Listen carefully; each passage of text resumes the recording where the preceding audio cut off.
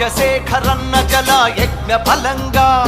కోమటిరెడ్డెంకన్న కోరిక ఫలితంగా నల్లగొండ నార్కెట్పల్లి మునుగోడులకు